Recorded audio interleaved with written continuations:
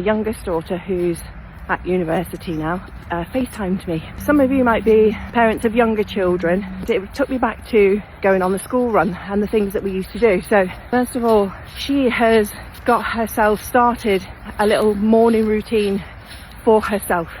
So things that I've been encouraging her to do for years, and certainly since she's left home, if you like, and on her way. Things like keeping your space clear, tidy space, tidy mind, and making your bed in the morning so that it's lovely for you to come home and get into later on, or just chill out, you know.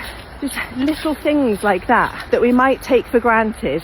They're actually acts of self-care, and important to start your day off right. What we used to do in the car, a little gratitude list. So she did go through a period of time where she had a bit of a rough time in school. There's a lot of pressure on everyone these days, teachers, students, everything.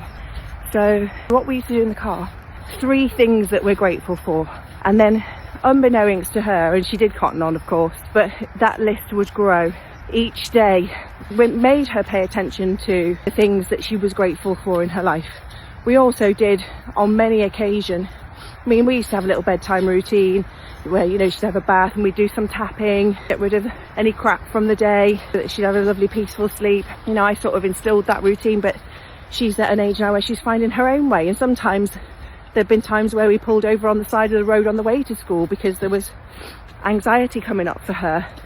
5-minute session to bring her back into balance in the car on the way to school, which is why I'm so passionate about teaching these practices, because for kids in particular, those of us that weren't brought up knowing that we could self-regulate have had to find our own way of doing that one way or another, and it's been amazingly helpful for me. And then I've passed that on to my children, and they've all benefited from that, and then that'll go, they'll then be able to help their children, and next generation is already on its way, so that's a really cool thing, I think, to have been able to pass on. So she called me this morning and was like, I woke up at 6:30 and I did this and I did that, and all of these lovely self-care, appreciation, gratitude practices have just given herself time and creating her space as she wants to create it. And it was just such a lovely, affirming. I've been saying the same thing over and over again, but it takes a minute.